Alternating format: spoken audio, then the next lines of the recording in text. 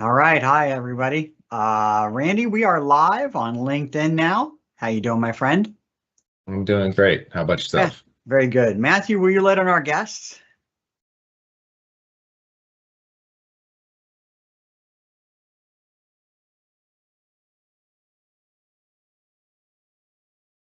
All right. Hi, everyone. I am Jim Gast. I'm the director of AI powered new business development here at Vallejo Networks. I want to thank you for joining us today. We have got Randy Tipton. He is our resident expert in CMMC. Randy, you want to tell everybody a little bit about what you do and how long you've been doing it? Hey, good afternoon, everybody. Yeah, I'm the director of CMMC Federal Services here at Vallejo Networks. I was brought on board to help you all with your journey to CMMC compliance. As far as my career goes, I'm bringing about 27 years of experience from the Department of Defense, running one of the main Navy data centers and dealing with these compliances the entire time. So I'm glad to have you guys here today. Yeah, Randy, you've got a lot of experience, and I think that this week was kind of a fun week for you. Is that correct? Yeah, it was a really good week. I got to sit in with some assessors and go over some portions of an assessment to kind of see what they were looking for a little more from their perspective. I also got to sit in a couple other, great summits on CMMC this week that kind of dove in a little bit more into, the actual responsibilities of those contracted to do, to have these contracts that have to protect CUI and what that really looks like, on their part as well as an MSSP's. Well, you know what? It sounds exciting. Let me just step back. Actually, I should have said this in the beginning. For the people that are joining us on Teams, thank you for joining us. For everybody else on LinkedIn, this really doesn't apply. But if you have questions and you're on Teams with us, you can just go ahead and put it in the chat, and we'll make sure we get your answers.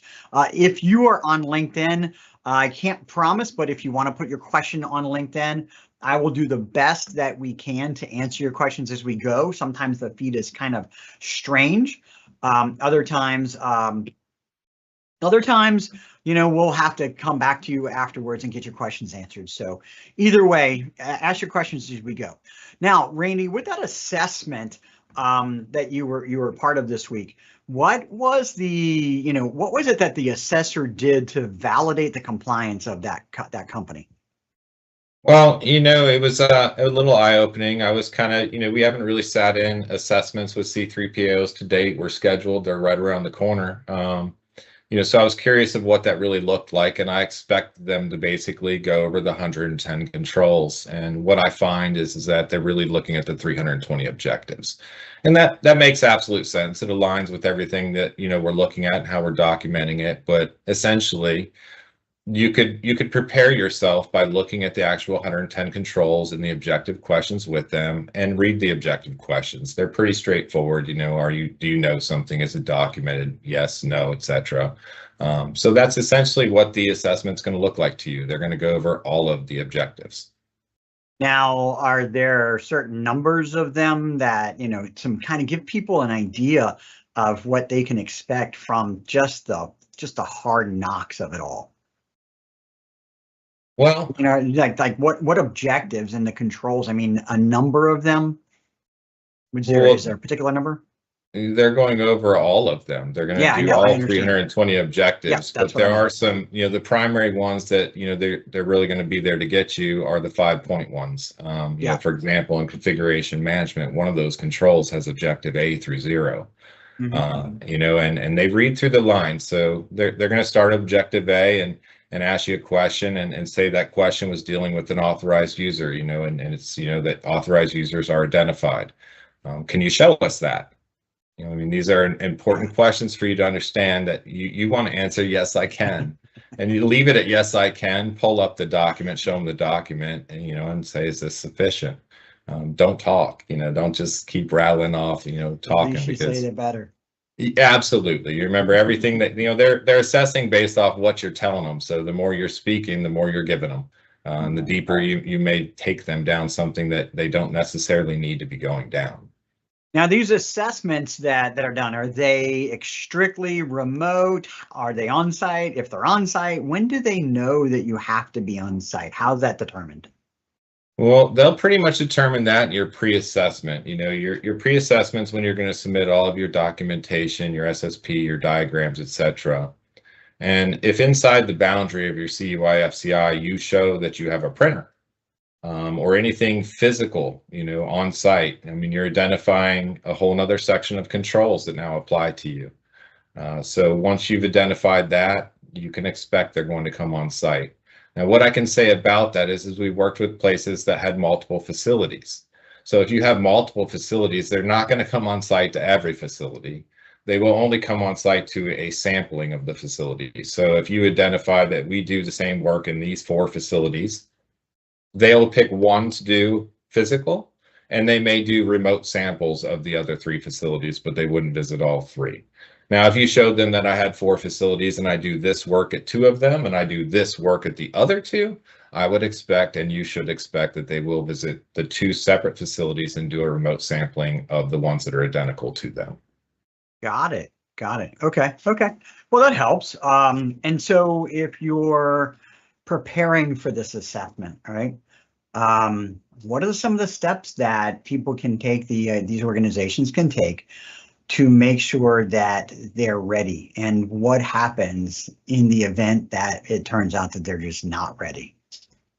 Okay, so the way that I would go about this, and I mean, it's your SSPs laying everything out, how you're doing everything, the controls, and that you're documenting things, etc. I myself personally think that it is a good idea to create something like a OneNote notebook, lay out a category of all the controls, lay out the objectives within the controls. So you have a document that's kind of like your map. And where the objective lays out the question or what they're looking for, if it relates to something like a document that you have, I would hyperlink that document in my notebook. And that's so when the assessor says objective A, you state that you have authorized users and they're documented or authorized. You just click on that link. I can show you this. You click on the link, it pops up. There is no delay. You're not waiting to go look for the document, searching through other directories or anything on the fly. It's right there. It's linked. It's going right to it. You're keeping it short. You're making, you're making the best use of your time, which is also going to help you get through the assessment faster. I would definitely do that. I would practice my responses. I would make sure I'm prepared to answer the questions. If I have an MSSP involved, I would make sure that the answer that I give is going to lead everything that was my responsibility, at least up to the person doing the work. You might not be the one provisioning account or doing that, but you are the one responsible for showing all of this is in compliance up to the point you hand it to that MSSP. Now, the MSSP also has to show their due diligence that they're doing everything right as well. They have all their documentation just like you, but ultimately we're not assessing the MSSP. We're assessing you. So you have to be prepared. You have to know how to answer these, and you have to understand that a lot of this assessment is going to be you, the one doing the talking. You're going to be the one driving. They're going to ask the questions from you, and they want to make sure you understand it. So they're going to be talking more to the customer than the MSSP. Yes. Oh yeah, yeah. And when will the MSSP actually come into play? Will they be part of the assessment? Will the assessor ask them questions? Well, we're pretty much a part of every single question, except for ones like when you said, physical, they're asking how you control physical CUI, lock doors, logs, etc. Those are going to be 100% on you. They get into things like multi-factor authentication. They're going to start the question with you. Do you employ multi-factor authentication? And yes, I do. And what do you use? And you're going to have to answer these questions. And then they're going to turn to, can you show me that this is configured? Here's where we come into play. We're going to take over. We're going to display that. We're going to show them the controls. We're going to show them all the documentation from our side that we're following that for every user. And then we'll turn it back over to you. Mm-hmm, mm-hmm. So now let me step. I'm sorry, I was interrupting. Please continue. No, I was just going to summarize it. So essentially, any of the controls that rely on something being configured within your tenant or done to protect, we're a part of answering every one of those. Anything that aligns with policy on how you do it within your company or what your expectations are of your employees, that's all on you. Well, let's step back then for a moment and talk about those policies. Is the policy something that an organization could put together on their own? or are they relying on a third party to help them with that? So this was actually some of the talks in the seminars that I attended this week, and they did call out templates. Mm-hmm.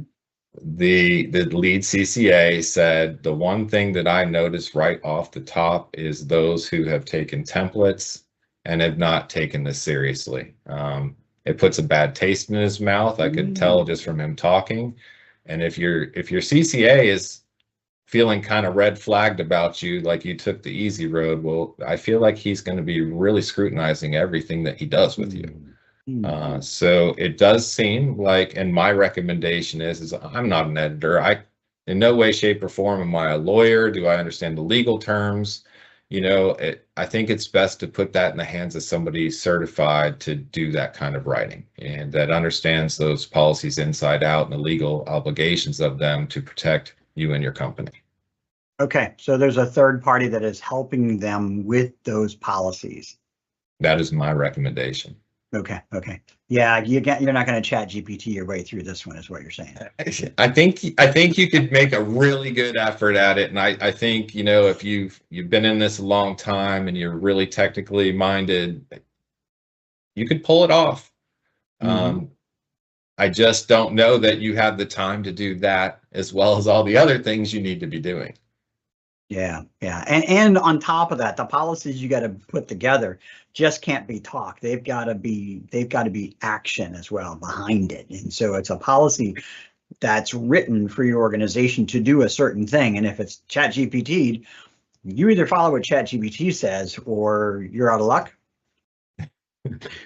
Well, and that's another trick to it right there. When I was first beginning down this path of looking at, we'll use CMMC level 2, for example, when I was looking at policy and procedure and the steps that had to be applied, when I utilized the information that was readily available out there in the public, it had me obtaining level 3. When it has you doing hashed values monthly for everything in your environment, that is not a level 2 control. It's a part of it, but not to that degree. So, you really need to be with somebody that understands how far do you really need to go for the level of what you're trying to achieve. Okay. And since I've never been in the assessment, let me ask this question too. Does the assessor know right away you're coming in for level 2, not level 3, and so on and so forth? And are they going, if you're trying to do it yourself and you are using a template, are they going to be able to see, hey, this is something level 3, this doesn't apply, and does that matter?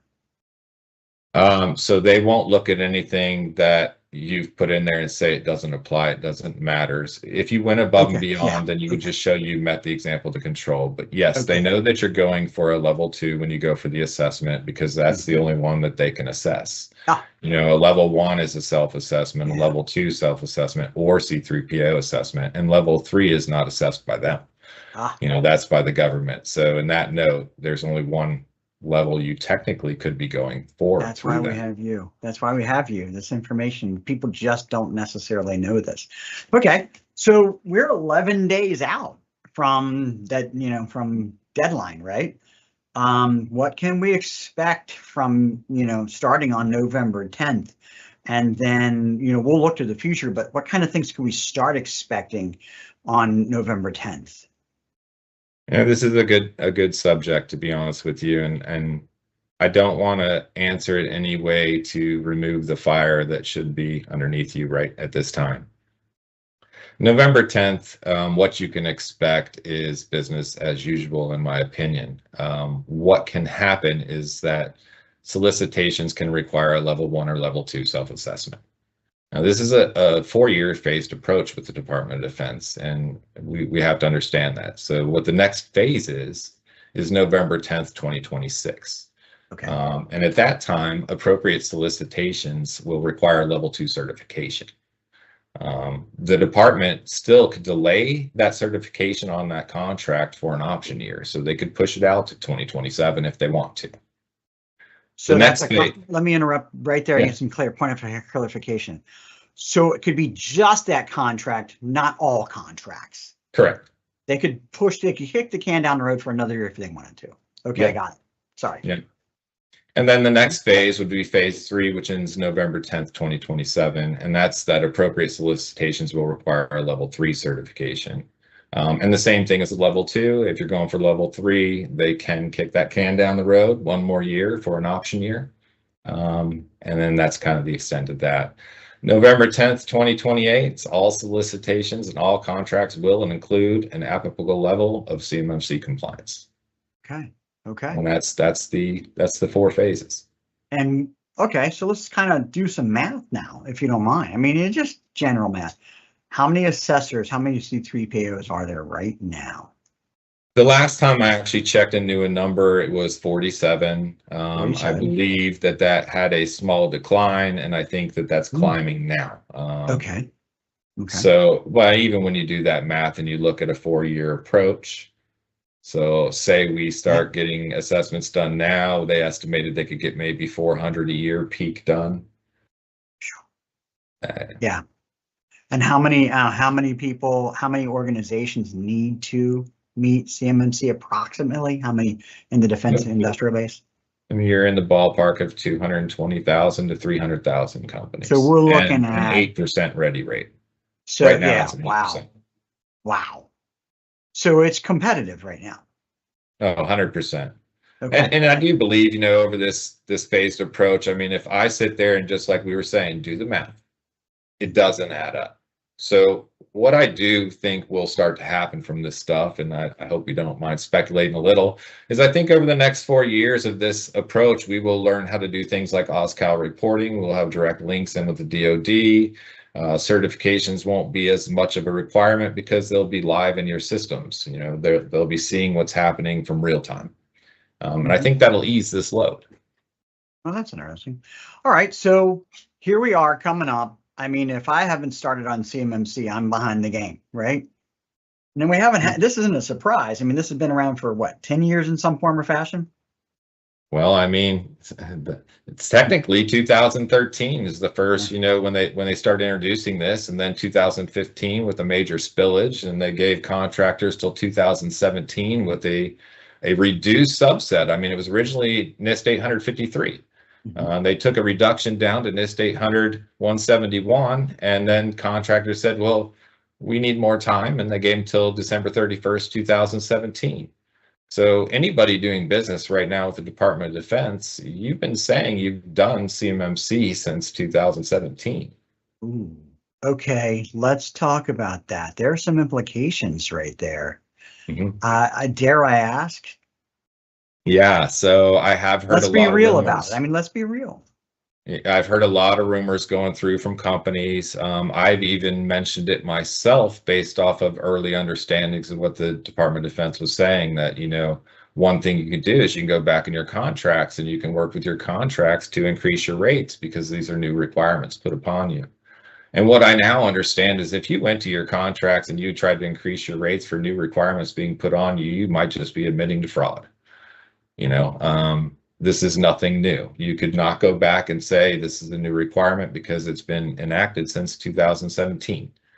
Now, level 3, that is an opening for you. That is a door. If you haven't been working at that level and something you're going to go for it requires that is a new requirement. You can absolutely work with your contracts to get those costs written in there. But if you increased your price, went back to your contract and said, I need to increase price because of these new requirements, and you're not level 2 at this time, that, without a doubt, the government's going to see that as fraud? It could very well be seen that way because the contracts themselves are already saying you have to meet all the FAR clauses and everything else within them. Well, let's not go down the road. We're not lawyers. That's for the legal people, the people that know the law and the government. And so, it just doesn't sound like a mess you want to be in.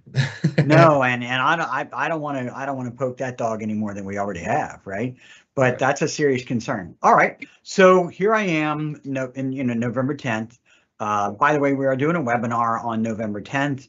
Now what is what we're calling it. So by all means, keep an eye out for our invitations and our information on that. But Randy, let's talk about our fast track, 90-day fast track. What can you tell everybody about our Vallejo Network's CMMC 90-day fast track process? Well, I have worked out a process that's pretty streamlined, straightforward. We build out siloed environments for a client. We enable all of the controls, put them in place. We align you with reputable editors that can write your policy and procedure for you. And mind you, those editors are C3PAOs.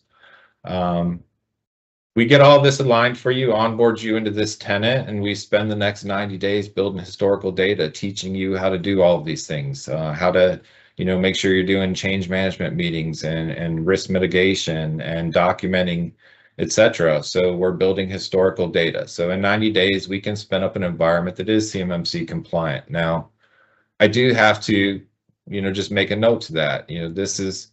This works for somebody who is processing, transmitting, and storing CUI. It does not necessarily mean that if you have facilities with machinery that you need to incorporate into this, that you're there. This is building out the infrastructure, and for those who just need to work with CUI, process, transmit, and store it, we are building out an environment within 90 days that's capable of meeting the compliance and doing that for you. We spend the next 90 days of that process building out historical data and getting those meeting minutes in place and all the documents updated that need to be from your end, showing that we're following the process and we're ready to go to assessment. Okay. So, but that doesn't preclude somebody that has that environment, that has a manufacturing facility with machines. You can still do that part in 90 days. Yes. It's just there's further work to be done before they're ready for assessment, correct? Oh, absolutely. We have to take it to the physical location. We have to secure that traffic going to the equipment. We have to get the people properly trained, access control to the facility, Okay. all of those great things. All right, then. Now let's discuss that importance of that 90 days of logging and so on and so forth, right? So you spin the environment up and we get all the CUI in there. And then they're not ready for the assessment. We want to wait another 90 days for stuff to transact. Explain that logic behind that. Well, what I've found in talking to multiple assessors is you kind of have two different routes with them.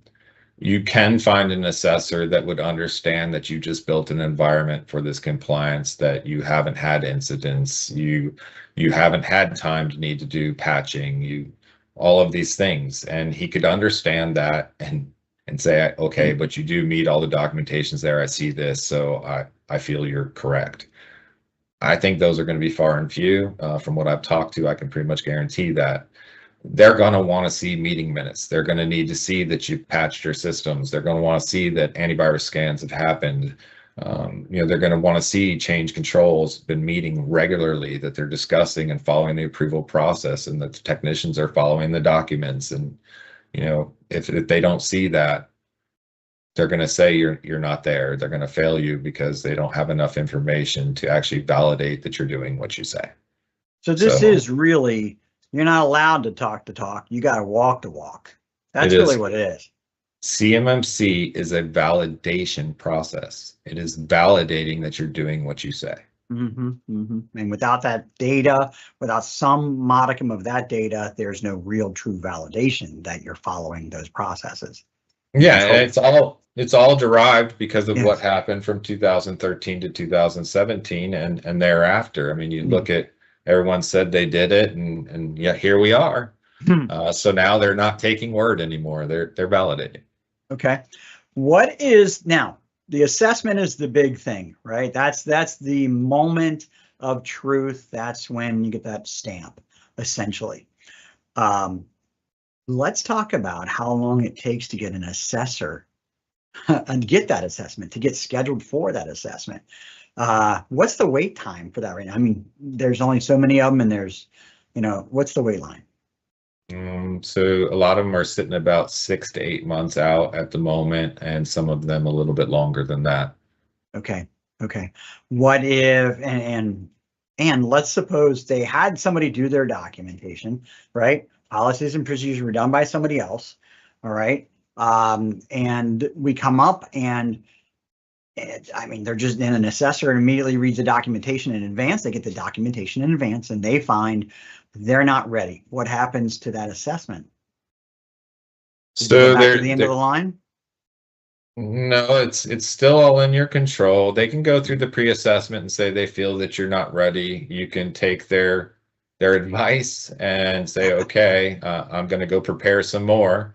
At that point, you're kind of out of line on your assessment. You're already paid for it.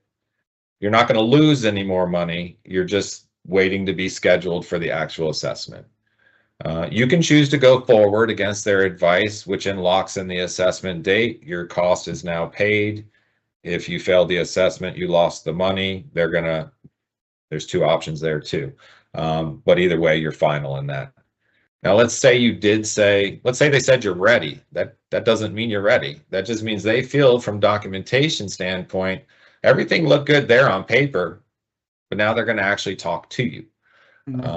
Say you go through the assessment and we hit one of those 5 points, objective C. The CCA feels you did not meet objective C. He's not going to continue with your assessment. He's going to stop right there at objective C. He's going to fail you, and you have two options at that point. You can appeal, or you can convert to a mock assessment. Well, I guess you have three. You can accept the fail. If you accept the fail, they're going to report to the government you failed. I don't think that would be good for you. So the other option is you could convert your assessment into a mock assessment. If you convert it into a mock assessment, the CCA will continue with the entire assessment process, start to finish, and then they will supply the report to you, which then would give you a roadmap of exactly where they felt that you were short. I do not ever anticipate meeting that need there, so it's just not planned for that. If you do all of these things we've already talked about today, if you prepare your documentation, if you have a plan to get through the assessment, you're prepared to answer all the questions, you've made sure you and your MSSP are aligned to do this together. Your SOPs incorporate both sides of the house, so there's no question on whose task is what. There's no reason for you to not get through it. Randy, what do we do to help coordinate all that? What is our role? If they come to us and say, yeah, we want your fast track, 90-day fast track CMMC compliance, that's our role? We're the ones that are kind of driving that. We pull in different groups for them. Tell us a little bit about that process. Yeah, absolutely. So the first 90 days, I'm pretty quiet. You don't hear too much from me. I'm going to ask you to complete a couple things, get me some letters from Microsoft. We're going to jump in and start spinning up a tenant, getting everything configured. Right towards the end of that 90 days is when you're going to be dealing quite a bit with me, because we're going to have all of the artifacts and everything to submit to editors to start getting your policy and procedure written. We have to configure the tenant and have all of that done before the editors can write policy and procedure, because they need the documentation from us and the artifacts to build things like the SSP, etc. Right immediately after that, we are going to be meeting weekly. I'm going to deliver some SOPs to you from my side that you're going to have to edit and incorporate. Right now it's meeting the law. Like, I'll say your HR is going to notify the program manager, who's going to notify the director of IT, who's going to update this document and then send an email to me saying I have a new user onboarding. So that's what it would look like when you get it, but maybe you want to make some changes at that, because internally in your system, it doesn't go to HR or the program manager. It starts here and then goes there. So you'll update the SOPs that I'll actually provide to you. If you have your own, then maybe you deliver them to me and I update mine to work around yours. But that next whole section, that historical data section, all of that is us working together on a weekly basis, reviewing these SOPs, making sure we understand the policies. Have your employees, enacted them? Are they starting to practice these things? We can do mock assessments to have an hour or two set aside to bring in a couple key members, so we can ask the questions from an employee and make sure that they're comfortable and ready. Just doing that, in itself makes it, when you get to the real assessment, you've already done it. Now you're just, you're just flowing through the process. So, and we can and we have the ability to help that customer, that company, get that assessor put more efficiently to them, in a sense. Is that correct? oh, 100%, Ah, 100%. So, I have built some really good relationships out there. The assessors understand my plan, my process. I brief them on everything I'm doing, who I'm working with, who I'm not, etc. And because of that, they understand when I come to them and I say I have a client ready, what that means. yeah, That means that they're going to see the same thing they saw before, or that they understand the whole process, so they can slip us in line a little bit quicker. They can put us in fill-in spots, etc. Yeah, that's so where I the can fast definitely track help comes them. in. That's where Yeah. the fast track comes in. That's great. Okay. Well, you know what we're recommending, Randy, and this is where we go. It's here. It's real. It's going to happen. Unless you want to lose your ability to get new contracts, or losing contracts that you have over time. There's maybe there's a slow burn on it. Maybe it's just bleeding for a certain period of time, but it's here. My recommendation, Randy is an expert. I hope everybody can tell Randy is seasoned veteran when it comes to this. I have the ability to actually get you connected with him, about 30-minute meeting or so. You want to see where your organization is at, see what your requirements are. Maybe you don't know what your requirements are. And a lot of people come to us and we're trying to figure that out with them. But we like to do what we call a CMMC roadmap assessment. Talk about where you're at, talk about what that map to getting you there looks like, and then we'd love to be able to work with you. So in order for me to get that set up, I like to just say it's simple. Just email me, jim@valeonetworks.com, jim@valeonetworks.com. You can find me on LinkedIn, Jim Gast. You can find Randy as well, but Randy's out there. He's working with customers. Get with me. I'm the person that actually will get it all quarterbacked for you, and Randy will come in and deliver whatever that is needed for you. So Randy, I appreciate your time. Everybody that's watching, people here, I haven't seen any questions, but I really appreciate you being here. By all means, if you have that question, reach out to me at jim@valeonetworks.com. Randy, I really appreciate your expertise, and thanks again for taking your very busy schedule to do this with us today. No, thank you guys very much, and definitely, set up a time to talk. We can work through this and figure out the quickest way to get you where you need to be. That's what it's all about. 30 minutes is all it takes. Just shoot me an email at jim@valeonetworks.com.